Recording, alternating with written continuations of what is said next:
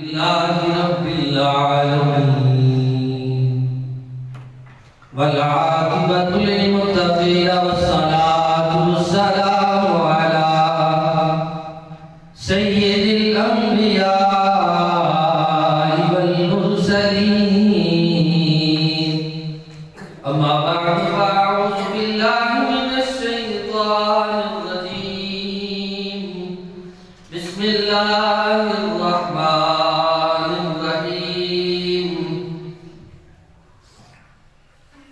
ألف لام ميم أحسب الناس أن يتركوا أن يقولوا آمنا وهم لا يفتنون صدق الله مولانا العظيم وبلغنا رسوله النبي الكريم الأمين إن الله وملائكته يصلون على النبي يا أيها الذين آمنوا صلوا عليه وسلموا تسليما الصلاة والسلام عليك يا سيدي يا رسول الله وعلى آلك وأصحابك يا حبيب الله الصلاة والسلام عليك يا رحمة للعالمين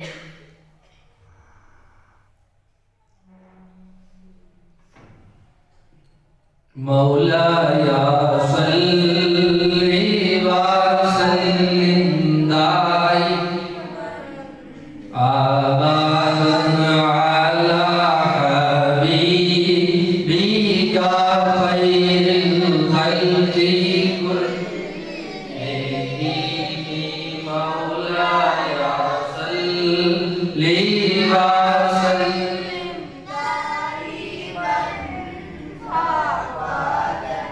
على حبيبك خير الخلق كلهم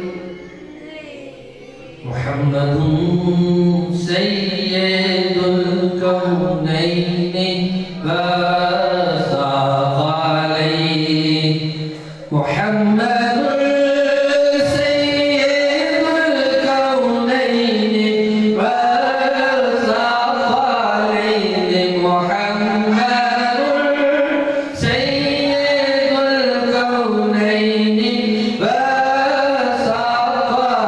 والثقلين والفريقين من عرب ومن عجم مولاي صل وسلم دائما أبدا على حبيبك خير الخلق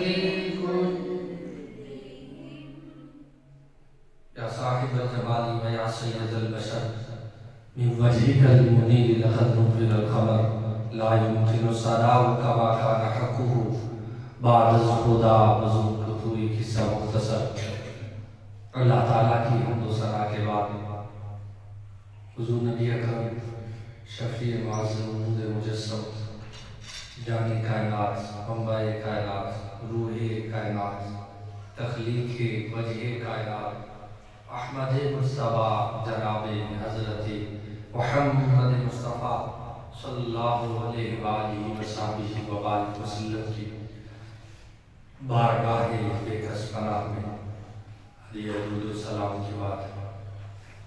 آج ہم جماعت المبارکین سعادت منڈلیوں کے اندر بابرکت لمحات کے اندر جس موضوع پر گفتگو کریں گے وہ ہے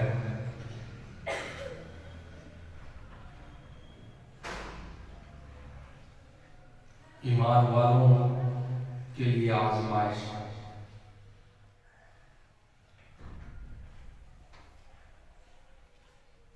اللہ تعالیٰ نے قرآن مجید فرقان حمید کے اندر ارشاد فرمایا حسب الناس ان يتركوا ان يقولوا آمنا وهم لا يفتنون، کیا سمجھتے ہو کہ تمہیں ایمان لے آئے تمہیں چھوڑ دیا جائے گا؟ وهم لا يفتنون، اللہ تعالیٰ تمہیں آزمائے گا۔ اللہ تعالیٰ نے قرآن مجید کے اندر ارشاد فرمایا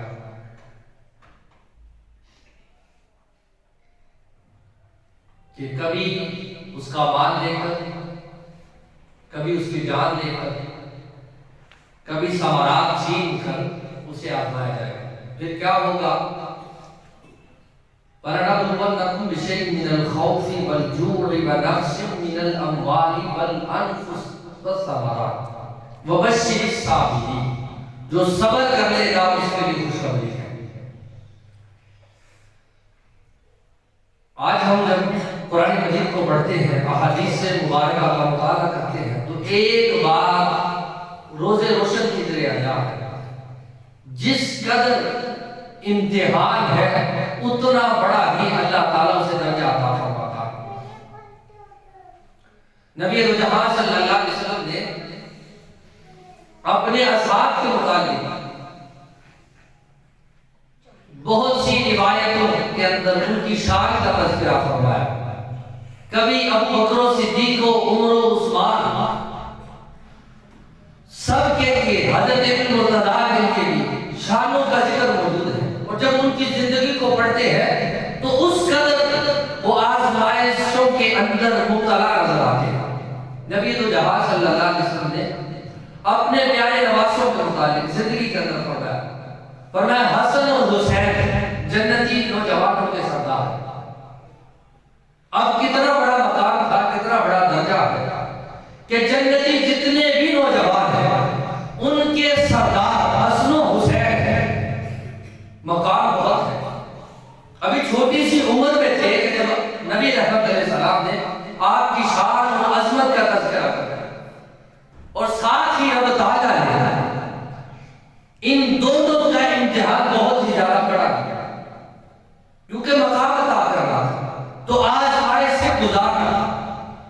پھر کیا ہوا؟ وَلَنَبْلُوَنَّكُمْ بِشَيْءٍ مِّنَ الْخَوْفِ، ڈرایا بھی گیا، وَالْجُوعِ وَنَقْصٍ مِّنَ الْأَمْوَالِ، مال کا نقصان بھی ہوا، وَالْأَنفُسِ، جان بھی گئی، وَالثَّمَرَاتِ، اولاد بھی گئی، وَبَشِّرِ الصَّابِرِينَ، نتیجہ کیا نکلا؟ انہوں نے صبر کیا، اللہ تعالیٰ نے ان کو خوشخبریاں سنا دی۔ تو گویا ایمان والا جو بھی ہوتا ہے، جو ایمان پر چلتا ہے، جو دین پر چلتا ہے، جو قرآن کے احکامات کے مطابق زندگی کو گزارتا ہے، وہ یہ بات یاد رکھ لے کہ اس کے لیے امتحان ضروری ہے۔ نبی دو جہاں صلی اللہ علیہ وسلم کی بارگاہ میں ایک صحابی حاضر ہوئے، عرض کرنے لگے یا رسول اللہ علیہ وسلم، میں آپ سے بڑی محبت کرتا ہوں۔ نبی رحمت علیہ السلام نے فرمایا تم کیا کہہ رہے ہیں؟ عرض کیا رسول اللہ علیہ وسلم میں آپ سے بڑی محبت کرتا ہوں۔ فرمایا کیا تم اس بات پر قائم ہو؟ پھر عرض کی یا رسول اللہ علیہ وسلم آپ میرے محبوب، میں آپ کا محب ہوں، میں آپ سے محبت کرتا ہوں۔ نبی رحمت علیہ السلام نے جو جواب ارشاد فرمایا سنی، فرمایا پھر تیار ہو جاؤ، آج سے مشکلات تمہیں گھیر لیں گے۔ آج سے تم آزمائش کے اندر ڈال دیے جاؤ۔ دین کا رستہ جو ہے اس کے اندر آزمائش ضرور ہے، ضرور بھی ضرور ہے۔ جو ایمان والا، اور حدیث مبارکہ کے الفاظ ہے، نبی دو جہاں صلی اللہ علیہ وسلم نے روایت کے اندر آتا ہے، فرمایا کہ اگر رب تعالیٰ کو ایمان والوں کی طرف سے شکوے کا ڈر نہ ہوتا تو کافروں کے گھروں کے اندر جو سیڑھیاں ہیں وہ بھی سونے کی بنا دی جاتی۔ اب اس میں دیکھیے گا، غیر مسلم جو ہے وہ بڑے سکون سے زندگی گزار رہا ہے، مومن جو ہے وہ مصیبت کے اندر مبتلا ہے، وہ بیماری کے اندر مبتلا ہے، وہ آزمائش کے اندر ہر وقت جھگڑا رہتا ہے۔ کس لیے؟ کہ اسے دنیا میں سکون نہیں بھی مل رہا، مگر حشر کے دن اسے اجر عطا کیا ہے، حشر کے دن اسے اجر عطا کیا ہے۔ اور میں اور آپ ایک دوسرے کو ملتے ہیں تو میں سمجھتا ہوں کہ آپ بڑے سکون میں ہیں، اور آپ سمجھتے ہیں کہ جو مصلی امامت پر موجود ہے یہ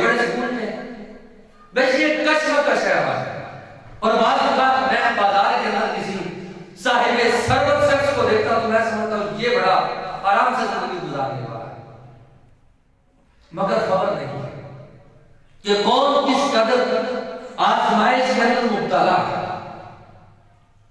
لاکھوں کروڑوں کی مالیت رکھنے والے صاحب ثروت شخص دیکھے ہیں جن کو سکون کی نیند بھی نہیں آتی، وہ رات کو نیند کی گولیاں کھا کے ٹیبلٹ کھا کے پھر سوتے، پھر انہیں آرام نصیب ہوتا ہے، مگر محنت کا مزدور جو ہے وہ صبح سے لے کر شام تک محنت کرتا ہے تو شام کو بغیر گولی کھائے وہ آرام کر لیتا ہے۔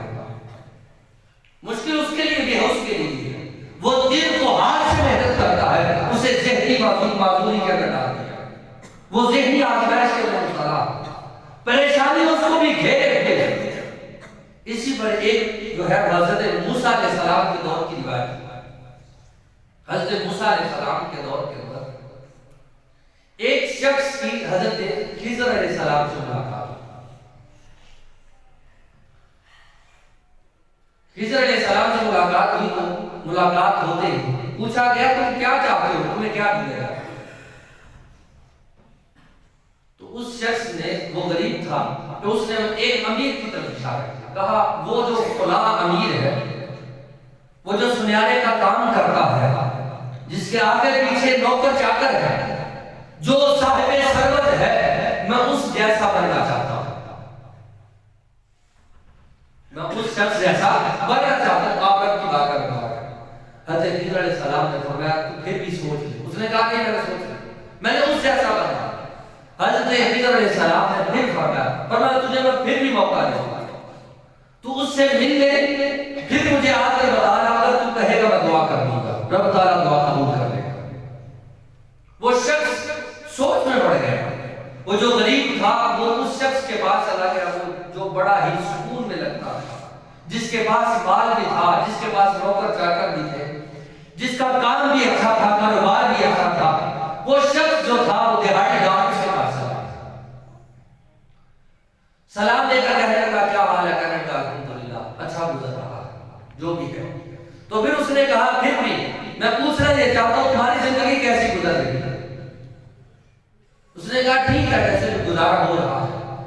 پھر اصرار کیا اور بتایا کہ میں اس لیے پوچھ رہا ہوں کہ میری ملاقات حضرت خضر علیہ السلام سے ہوئی تھی، انہوں نے کہا کہ دعا کرنا میرا کام ہے مگر سوچنا تمہارا کام ہے، تو میں اس لیے آیا ہوں، کیا میں حضرت خضر علیہ السلام سے تم جیسا بننے کی دعا کروا کہ جیسے تم سکون کی زندگی بسر کر رہے ہو، رب تعالیٰ مجھے بھی یہ زندگی عطا کرتے۔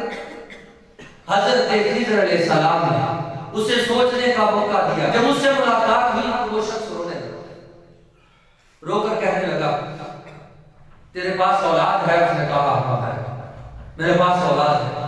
تو اس امیر زادے نے کہا، امیر شخص نے کہا اے دعا منگوانے والے سن، میرے پاس سب کچھ ہے مگر اولاد نہیں، میرے پاس پیسے ہے مگر مجھ سے مانگنے والا نہیں، کہ جو مجھ سے آ کے کہے مجھے پیسوں کی ضرورت ہے، میرے پاس مال ہے، میرے پاس بنگلہ ہے، گاڑیاں ہے، میرے پاس نوکر چاکر ہے، مگر سنو میرے پاس اولاد نہیں ہے، میں اولاد سے محروم ہوں۔ ایسا نہ کرنا کہ خضر علیہ السلام سے دعا منگوا لینا، کہیں تمہاری اولاد تمہارے ہاتھوں سے جاتی نہ رہے۔ یہ رب کی بہت بڑی نعمت ہے، یہ جو نوکر چاکر میری خدمت کر رہے ہیں یہ میرے لیے نہیں، میری جائیداد کے لیے کر رہے ہیں۔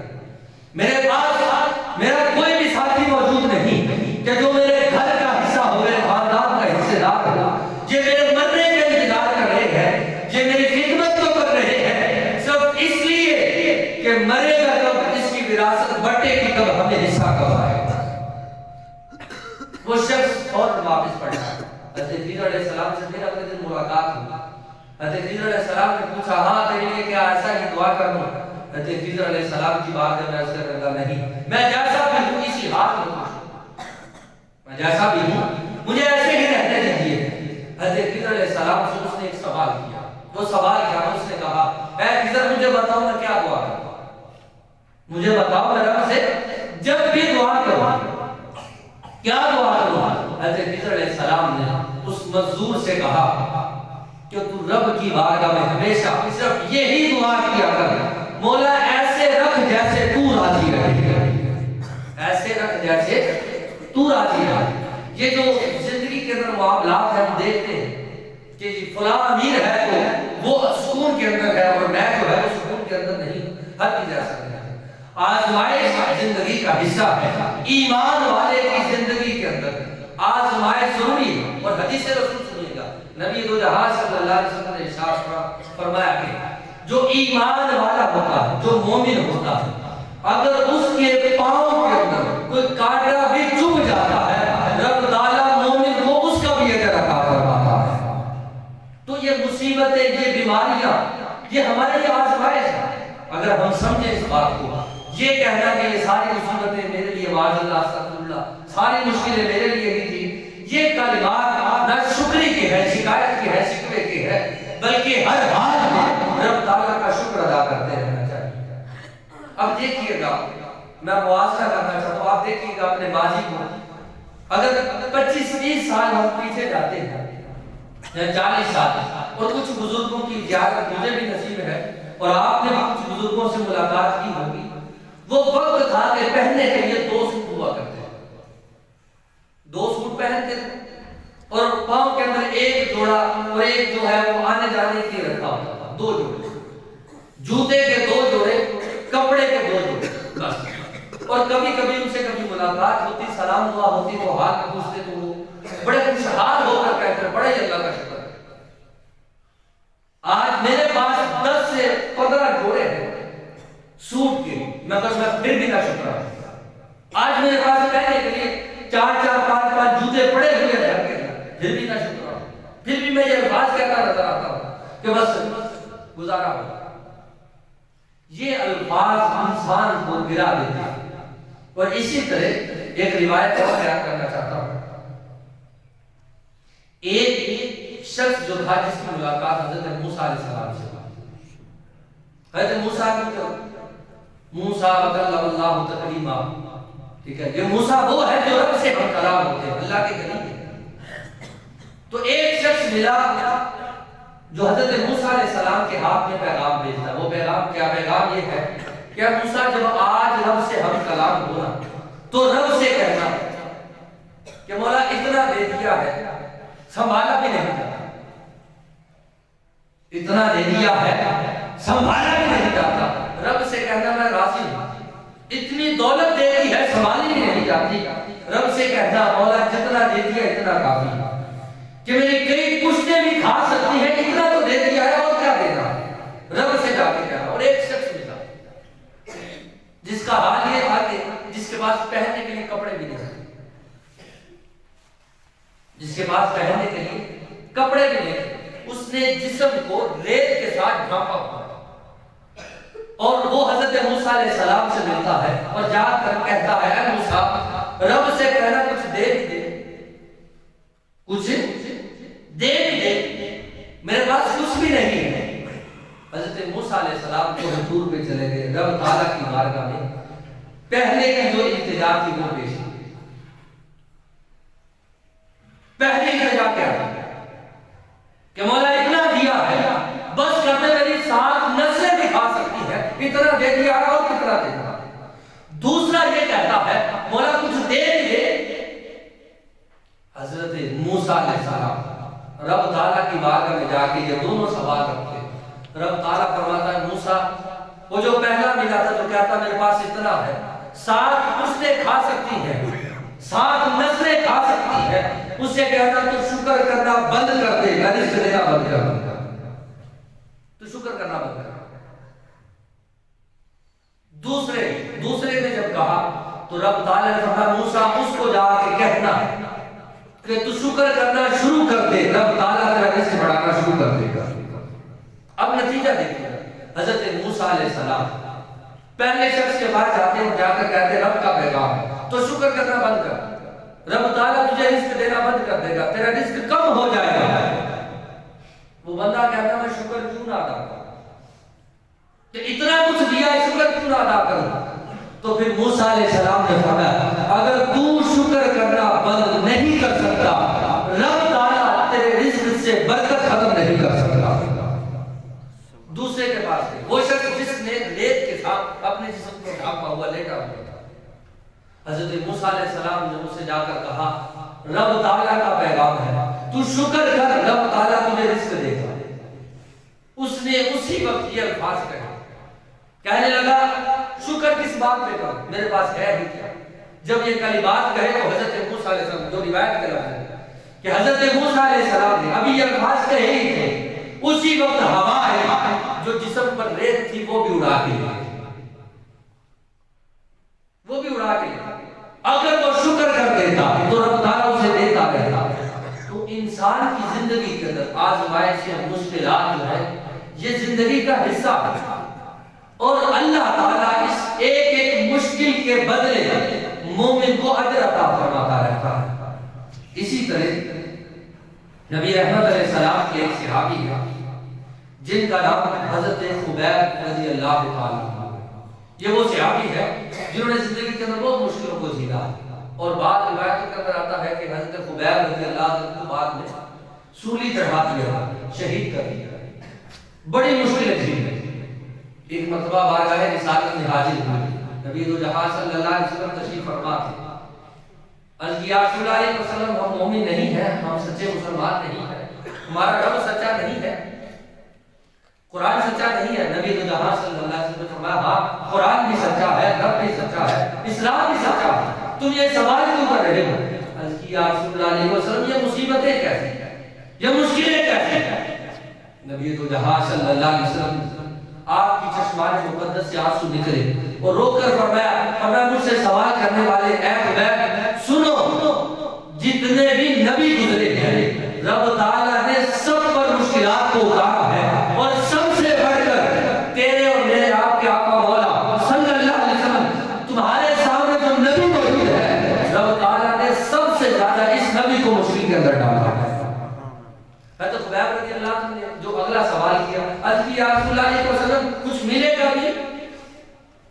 یہ مشکلیں، یہ مصیبتیں، یہ طرح طرح کی تکلیفیں، یا رسول اللہ علیہ وسلم اس کے بدلے ہے کیا؟ نبی دو جہاں صلی اللہ علیہ وسلم نے ارشاد فرمایا کہ مومن جس قدر مصیبتوں کے اندر مبتلا کر دیا جاتا ہے رب تعالیٰ اس قدر اس کے درجوں کو بلند کرتا چلا جاتا ہے۔ تو ایمان والا ہر حال میں خیر میں رہتا ہے۔ مثال کے طور پہ ایسے ہی میں نے بات کی کہ جو شکر کرتا ہے تو رب تعالیٰ رزق بڑھاتا ہے، شکر پر بھی اجر ہے اور صبر پر بھی اجر ہے۔ اگر مال ہے تو شکر ہے، اگر مال نہیں ہے، سکون نہیں ہے تو صبر کر، صبر پر بھی رب تعالیٰ اجر عطا فرمائے گا اور شکر پر بھی اللہ تعالیٰ اجر عطا فرمائے گا۔ تو گویا یہ زندگی جو ہے یہ مصیبتوں کے اندر گزر رہی ہے تو سمجھ لیجئے رب تعالیٰ تمہارے درجوں کو بلند کر رہا ہے، جو تمہارے لیے اور میرے لیے درجات کی بلندی کا ایک سبب ہے کہ کسی نہ کسی طریقے سے رب تعالیٰ تمہارے درجات کو بلند کرنا چاہتا ہے۔ حضرت علی رضی اللہ تعالیٰ آپ سے نبی دو جہاں صلی اللہ علیہ وسلم نے فرمایا علی تمہیں پتا ہے رب تعالیٰ مشکلوں کے اندر کیوں ڈالتا ہے، مصیبتوں کے اندر کسی کو کیوں مبتلا کرتا ہے؟ عرض کیا رسول اللہ علیہ وسلم، اور یہ اصحاب کا بڑا ہی انداز ہے، بعض اوقات سوال ذہن میں ہوتا بھی تو بارگاہ رسالت کے آداب کو ملحوظ رکھتے ہوئے کہتے ہیں یا رسول اللہ علیہ وسلم لا میں نہیں جانتا۔ یہ اصحاب کا انداز کہ نبی جہاں صلی اللہ علیہ وسلم کے صحابہ جواب معلوم بھی ہوتا کیونکہ وہ جانتے تھے جو کچھ مجھے پتا ہے وہ رسول اللہ صلی اللہ علیہ وسلم جانتے ہیں، جو مجھے نہیں پتا حضور اس سے بھی بڑھ کر کیا ہو سکتا ہے مجھے ایک حکمت معلوم ہو مگر نبی جہاں صلی اللہ علیہ وسلم کا سینہ اطہر الم نشرح لک صدرک ہے ان ہوا الا وحیہ کا مرکز ہے، ہو سکتا ہے مجھے ایک حکمت معلوم ہو میرے نبی مجھے دوسری حکمت بھی عطا فرما دے۔ حضرت علی رضی اللہ عنہ نے عرض کیا رسول اللہ علیہ وسلم میں نے نبی دو جہاں صلی اللہ علیہ وسلم نے ارشاد فرمایا اور میں علی رب تعالیٰ جب بندے کو اپنا محبوب بنانا چاہتا ہے، رب تعالیٰ بندے کو اپنا محبوب بنانا چاہتا ہے تو پھر اسے مشکلات کے اندر ڈال دیتا ہے۔ اور آج معاشرے کے اندر جو دکھ پھیلے ہوئے ہیں میرے اور آپ کے سامنے، ہمارا کردار کیا ہے، ہمارا اخلاق کیا ہے، اخلاق کی قدریں ہوتی کیا ہے، یہ ہم نے حدیث مبارکہ کو نبی دو جہاں صلی اللہ علیہ وسلم سے سنی ہے۔ کہ نبی دو جہاں صلی اللہ علیہ وسلم نے فرمایا ایک کافرہ عورت، بدچلن عورت جو ایک جنگل کے اندر تھی، کہ ایک کتا تھا جو پیاس سے زبان نکال کر انتظار کر رہا تھا کوئی پانی پلائے. وہ عورت جو بدچلن تھی، اس عورت کو اس کتے پر رحم آ گیا. اس نے دیکھا کنواں تو موجود ہے مگر پانی نکالنے کے لیے کوئی چیز موجود نہیں، کوئی ڈول موجود نہیں ہے کہ جس سے اس سے پانی نکال لے. اس عورت نے کیا کیا؟ اس عورت نے ایک یہ عمل کیا کہ اس نے اپنا جوتا لیا، روایت کے اندر اپنا دوپٹہ لیا، دوپٹے کے ساتھ باندھ کر جوتے کو پانی کے اندر اتارا اور جوتے کے اوپر پانی رکھ کر وہ اوپر لا کر اس نے اس کتے کو پلایا. جب اس نے یہ عمل کیا، رب تعالیٰ کو اس قدر عمل پسند آیا، رب تعالیٰ نے اسے جنت عطا فرما دی. میں اور آپ اسی معاشرے کے اندر رہتے ہیں، ہم مسلمان ہیں. آج غیر مسلم جو ہے وہ دین پر عمل کر رہے ہیں. حقیقت بات ہے. مجھے ایک دوست بتلا رہے تھے کہ برطانیہ کے اندر ایک دن ٹریفک جو ہے وہ رک گئی. کس وجہ سے بتایا گیا، پوچھا گیا کہ ایک کتا جو ہے وہ سڑک پہ مر گیا، اسے ریسکیو کیا جا رہا ہے. آج مسلمان کا حال کیا ہے؟ مر گیا ہے، سڑک پہ پڑا ہے. یہ حدیث مجھے معلوم ہے، میں بھی جانتا ہوں، آپ بھی جانتے ہیں کہ نبی رجعہ صلی اللہ علیہ وسلم نے فرمایا ایک عورت تھی جس نے پیاسے کتے کو پانی پلایا، رب تعالیٰ نے اسے جنت عطا کر دی. میں اور آپ کتنا عمل کر رہے ہیں کہ روڈ پہ کتا مرا پڑا ہے، ہم گاڑی گزار رہے ہیں، اتنی زحمت بھی ہم نہیں کرتے، ہم اٹھا کے اسے سائڈ کرتے ہے. ذات کا کتا مگر مخلوق خدا کا. ہمارے اندر تو انسانوں کا رحم بھی موجود نہیں. ہم بحیثیت مسلمان ایک دوسرے مسلمان کا درد بھی نہیں سمجھتے. یہ حدیث مبارکہ اگر ہم دیکھیں، ہم معاشرے کے اندر سکون پیدا کر سکتے ہیں، ہم معاشرے کے اندر کچھ نیا لا سکتے ہیں، مگر کوشش ہمیں کرنی ہے. اب اسی طرح دیکھیے نبی دو جہاں صلی اللہ علیہ وسلم یہ جو حدیث مبارکہ سنا ہے، ہم نے حدیثیں تیار کیا. میں نے اپنے مطلب کی حدیث جو ہے وہ یاد کیا، اور کسی نے گھر میں بات کرنی تھی تو گھر کے مطلب کی حدیث یاد کیا، کسی نے کسی پیر صاحب کی تعریف کرنی تھی تو اس کے مطلب کی حدیث یاد کیا، کسی نے کاروبار کرنا تھا تو اس کے مطلب کی حدیث یاد کیا، کوئی تاجر تھا تو اس نے اس کی کر. تو ہر شخص نے اپنے اپنے مطلب کی حدیث یاد کیا. شوہر ہے تو اس نے اپنی شان میں حدیث یاد کیا، بیوی ہے تو اس نے اپنے لیے حدیث یاد کیا. ہر شخص استاد ہے وہ اپنے شاگردوں کو استاد کا احترام تو سکھاتا ہے، مگر شاگرد کا جو مرتبہ ہے وہ بیان نہیں کرتا. یہ ایسا کیوں ہے؟ یہ معاشرہ تب ہی سکون میں آئے گا جب ہم سارے ایک دوسرے کو عزت دینے لگیں. ایک شہر ایسا بھی ہے، یہ واقعہ آپ نے سنا ہوگا کہ 100 گھر ایسے تھے جن گھروں کے اندر رات سوئے ہوئے راشن چھوڑ دیا گیا.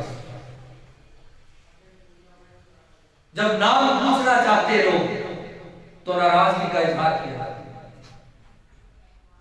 شہر والے پوچھتے تم کون ہو جو رات کے اندھیرے میں میرے گھر میں راشن چھوڑ جاتے ہو. پھر وہ ایک دن آیا، 100 گھروں کا چولہا بند ہو گیا، 100 گھروں کا چولہا بند ہو گیا. پھر پتا چلا وہ شخص کوئی اور نہیں، امام زین العابدین رضی اللہ تعالی. میرے اور آپ کے محلے کے اندر کتنے لوگ ہیں جو درد کے اندر مبتلا ہیں، جو مصیبتوں کے اندر مبتلا ہیں. ہم کتنا احساس لے کر، کتنا درد لے کے کر رہے ہیں. یہ میرے لیے اور آپ کے لیے لمحہ فکریہ معاشرے کو سنوارنے کے لیے افراد کی نہیں واحد کی ضرورت ہوتی ہے. فرد واحد چلتا ہے تو پھر افراد بنتے ہیں، افراد بن کر قومیں بنتے ہیں، تو اپنے معاشرے کو بہتری کی طرف لے کر جائے. یہ روڈ کے اوپر ہو یا گلی کے اندر، محلے کے اندر ہو یا گھر کے اندر، جہاں بھی ہو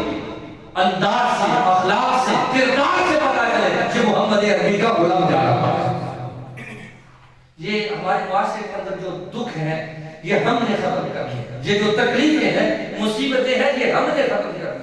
وہ امام زین العابدین جن کا وصال ہوتا ہے تو وصال کے بعد پتہ چلتا ہے کہ 100 گھروں کا کھانا اس گھر سے جاتا تھا، ساری زندگی لوگوں کو بتایا بھی نہیں۔ آج ہم کسی کا بھلا کریں تو 10 آدمیوں کو بتائے بغیر سکون نہیں ملتا، ہمیں سکون کی نیند نہیں آتی جب تک ہم بتا نہ دیں ہم نے فلاں کے ساتھ نیکی کی، وہ نیکی کر دریا میں ڈال، وہ آج نظر نہیں آتا۔ یہ محاورہ سننے کو تو ملتا ہے مگر ظاہر موجود نہیں ہے۔ میں اور آپ اپنے معاشرے کو سنبھالیں، اخلاق کے ساتھ، کردار کے ساتھ، اپنی زندگی کو قرآن کے ساتھ جوڑیں، مصطفیٰ کی سنت کے ساتھ جوڑیں۔ یہ جو حدیث مبارکہ نبی دو جہاں صلی اللہ علیہ وسلم کی ایک بد چلن عورت کتے کو پانی پلائے تو رب تعالیٰ اسے جنت عطا کر دیتا ہے۔ جب میں اور آپ مصطفیٰ کا کلمہ پڑھنے والے حضور کا کلمہ پڑھنے والے حضور کے غلام ہیں، اگر ہم کسی کے ساتھ بھلا کریں گے تو رب تعالیٰ ہمیں کس قدر بھلائی عطا فرمائے گا۔ اللہ تبارک و تعالیٰ مجھے اور آپ کو نبی دو جہاں صلی اللہ علیہ وسلم نقش قدم پر چلنے